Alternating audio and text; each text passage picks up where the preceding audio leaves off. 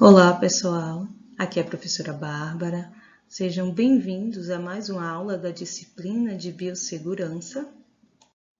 Então, dando continuidade aos nossos conteúdos, hoje nós vamos falar sobre o PPRA, que é o Programa de Prevenção de Riscos Ambientais. Mas, afinal de contas, o que é o PPRA?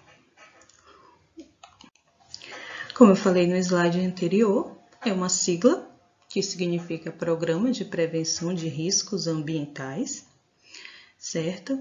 Esse programa ele é normatizado pela NR9, que é a norma regulamentadora de número 9, como eu falei para vocês na aula anterior. O Ministério do Trabalho ele criou algumas normas que regulamentam as mais diversificadas áreas de trabalho para garantir a segurança do trabalhador. Então, a NR de número 9, ela regulamenta o PPRA e nós vamos conhecer um pouco dessa norma durante essa aula através desse programa.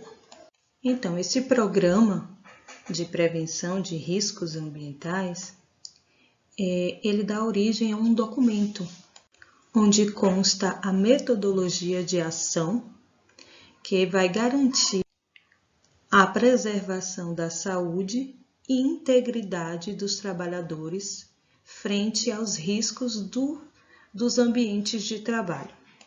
Esses riscos, eles podem ser de natureza química, biológica ou física. Nós vamos falar um pouco de cada um mais adiante.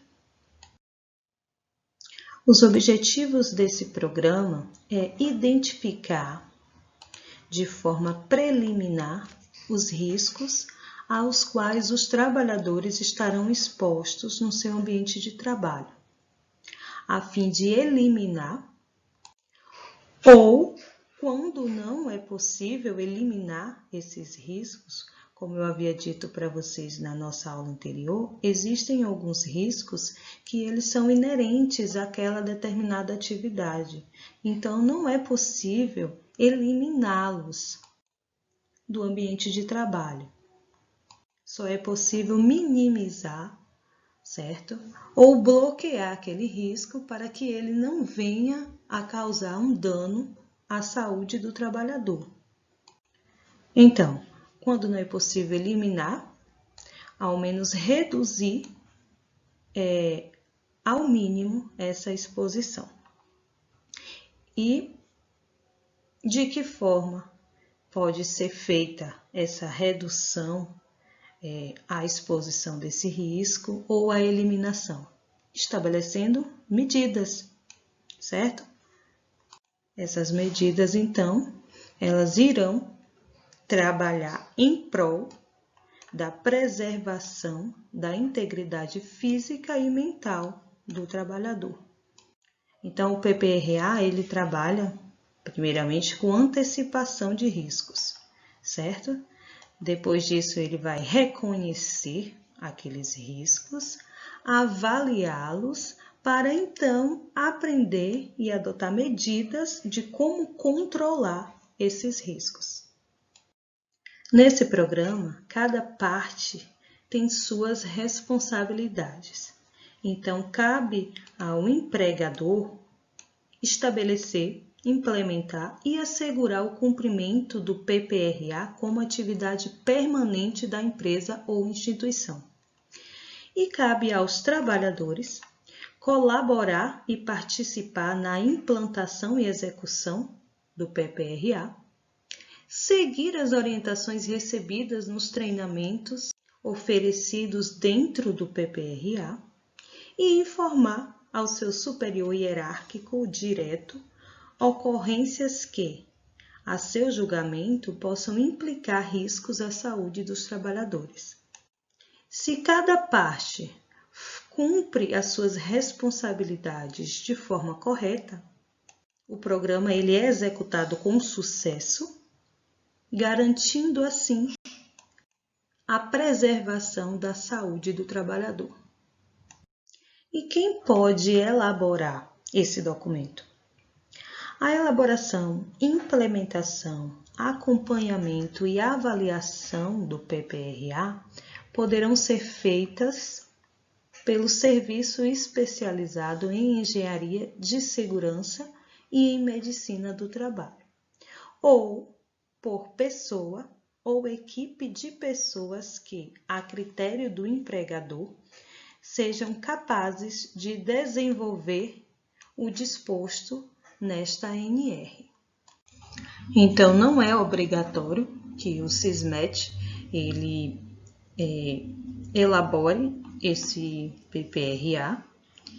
Qualquer pessoa pode fazer isso, contanto que ela seja capaz de desenvolver e seguir todos os critérios estabelecidos na NR9 para a elaboração desse documento. O Programa de Prevenção de Riscos Ambientais, ele deverá conter, no mínimo, a seguinte estrutura: planejamento anual, com estabelecimento de metas, prioridades e cronograma, estratégia e metodologia de ação, forma do registro, manutenção e divulgação dos dados, e periodicidade e forma de avaliação do desenvolvimento do PPRA. Mais adiante eu anexei aqui um modelo de PPRA e aí vocês poderão ver como é organizada essa estrutura. Durante o desenvolvimento do PPRA, deverá conter as seguintes etapas: antecipação e reconhecimento dos riscos, estabelecimento de prioridades e metas de avaliação e controle desses riscos presentes no ambiente, a avaliação dos riscos e da exposição dos trabalhadores, implantação de medidas de controle e avaliação de sua eficácia, monitoramento da exposição aos riscos e registro e divulgação dos dados. Essa parte aqui, gente, é a parte mais importante do PPRA, porque é onde serão listados todos os riscos e medidas de como eliminar ou minimizar esses riscos para que eles não venham a causar um acidente e comprometer a saúde do trabalhador. Então, agora nós vamos falar um pouco dos riscos ambientais que eu mencionei nos slides anteriores, que fazem parte da elaboração do PPRA, mas antes eu gostaria de falar para vocês um pouco sobre a classificação desses riscos ocupacionais. Então, todo risco presente no ambiente de trabalho, ele é classificado como risco ocupacional, certo? E ele está dividido em riscos ambientais, que são os riscos físicos, químicos e biológicos, e riscos operacionais, que são os riscos ergonômicos e riscos de acidentes. No PPRA, ele não inclui os riscos ergonômicos e riscos de acidentes, só inclui os riscos ambientais. Mas nós vamos falar sobre esses outros riscos nas nossas aulas seguintes, certo? Nós vamos ver detalhadamente todos eles. Então, para efeito do PPRA, consideram-se riscos ambientais os agentes físicos, químicos e biológicos existentes nos ambientes de trabalho, que, em função de sua natureza, concentração ou intensidade e tempo de exposição, são capazes de causar danos à saúde do trabalhador. Então, os riscos ambientais, eles são esses aqui, ó, que eu coloquei: risco biológico, químico e físico. E nós vamos ver agora os agentes de cada um desses riscos. São considerados, então, agentes de riscos biológicos, os micro-organismos como vírus, bactérias, fungos, protozoários e outros parasitas que podem ou não serem geneticamente modificados. Além desses micro-organismos, temos também agentes biológicos, que são as partículas vivas, que podem ser culturas de células cultivadas em laboratório e os prions. E o que são os prions, afinal de contas? Que palavra é essa, Pro, que eu nunca vi na minha vida? Então, os prions, eles são partículas de proteínas que, devido a uma mutação ocorrida no corpo por um determinado gene, eles se modificaram e se tornaram partículas infectantes causadoras de doenças. Os prions, eles diferem dos micro-organismos porque eles não possuem material genético, certo? O DNA nem RNA, como os vírus, as bactérias. Eles são partículas de proteínas que se modificaram e se tornaram infectantes. Essas proteínas, normalmente, elas vivem no sistema nervoso e a função delas é proteger os neurônios de determinados danos que podem levar à sua destruição, certo? Quando ocorre alguma mutação no corpo de um determinado gene, essas partículas elas então deixam de atuar como proteínas defensoras dos neurônios e passam a atacá-los e a causar doenças. As doenças que são causadas pelos prions geralmente não têm cura e algumas podem levar o indivíduo ao óbito.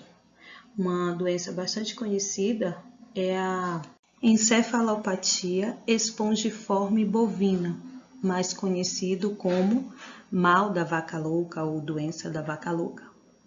A gente pode adquirir esses prions infectantes, essas partículas infectantes, através do consumo de carne de animais infectados, por herança genética, ou ainda pela utilização de instrumentos cirúrgicos contaminados, ou através de mutações que ocorrem no nosso corpo que podem danificar essas proteínas e alterar sua composição e sua função. Ok? Então, agora vocês já sabem o que são prions, para os que não sabiam, ok? Então, todos esses aqui são considerados agentes de riscos biológicos que podem causar danos ao indivíduo. Os agentes de riscos químicos são substâncias, compostos ou produtos que possam penetrar no organismo pela via respiratória, dérmica, através da pele, ou via digestiva, nas formas de poeiras, fumos, névoas, neblinas, gases ou vapores. Então, nós temos aqui uns exemplos de poeira, por exemplo, que podem causar danos. É a sílica cristalina, que pode levar a uma doença conhecida como silicose. Temos exemplos de alguns gases que são tóxicos, como o monóxido de carbono ou cianeto de potássio. E ao entrar em contato com o corpo, ele pode comprometer a oxigenação, porque ele afeta a hemoglobina, certo? E impede que essa proteína leve oxigênio por todo o corpo. Além disso, nós temos aqueles ácidos que são corrosivos, como o ácido sulfúrico. Então, todos esses são agentes químicos e podem trazer danos à saúde do trabalhador se não forem manuseados ou manipulados sem as devidas medidas de biossegurança.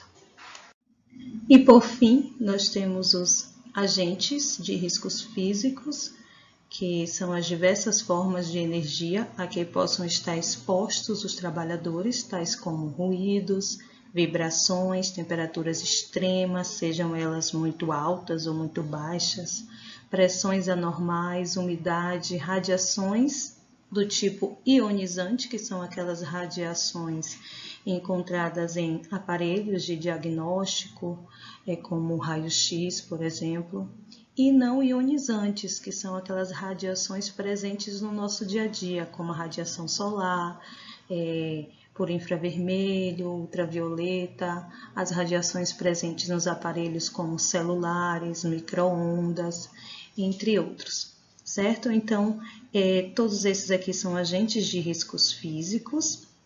Nós vamos estudar esses riscos mais detalhadamente. Nós temos uma aula só para esses riscos, onde a gente estuda cada um de forma mais detalhada, certo? Então, esses foram os riscos ambientais que são citados no PPRA. São riscos que estão no nosso ambiente de trabalho, dependendo, claro, do tipo de ambiente. Pode ser que tenham mais riscos químicos do que físicos, ou mais riscos biológicos, ou possa ser que só tenha riscos físicos, ou só riscos biológicos. Geralmente a gente encontra todos os três nos ambientes de trabalho, claro que numa proporção diferente, dependendo da natureza da atividade, certo? Eu coloquei aqui um modelo de PPRA, que eu peguei de um blog do trabalhador, só para vocês terem uma noção de mais ou menos como está organizado esse documento, o que é que consta nele, como essas informações elas estão estruturadas, certo?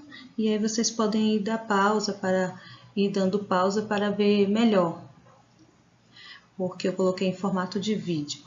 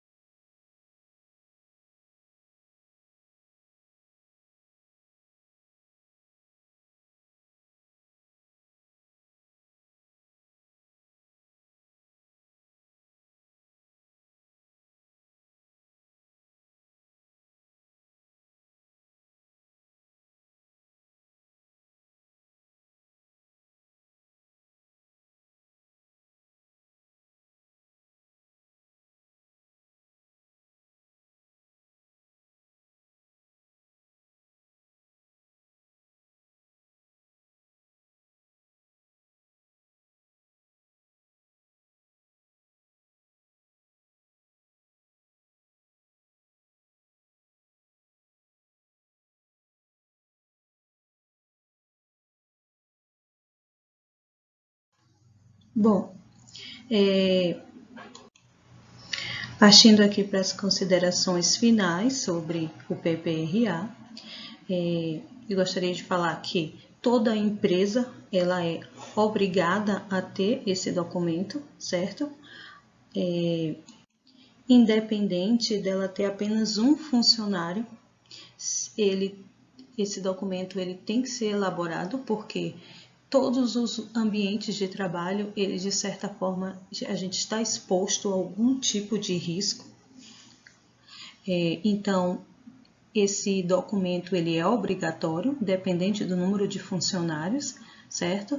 Se você trabalha em uma empresa e você nunca viu esse documento, você pode solicitar à sua empresa, porque ele deve ficar disponível para consulta de todos os colaboradores da empresa. Ele deve ser reavaliado uma vez ao ano ou sempre que houver uma mudança nas condições de trabalho que possa alterar a exposição dos trabalhadores ao risco. Então, se surgir um risco novo, ele deve ser reavaliado e ele deve estar ao alcance de todos os colaboradores da empresa. Sempre que o colaborador solicitar para consulta, esse PPRA ele deve estar disponível e ele deve ser armazenado por no mínimo 20 anos na empresa. Então, gente, essa foi a nossa aula de hoje. Espero que vocês tenham gostado. Como eu disse para vocês nas nossas aulas anteriores da outra disciplina que a gente finalizou, vão anotando as dúvidas e Qualquer coisa vocês podem me consultar pelo WhatsApp ou por e-mail e a gente pode também tirar essas dúvidas quando a gente retornar às nossas aulas presenciais, ok? Fiquem com Deus e até a próxima aula.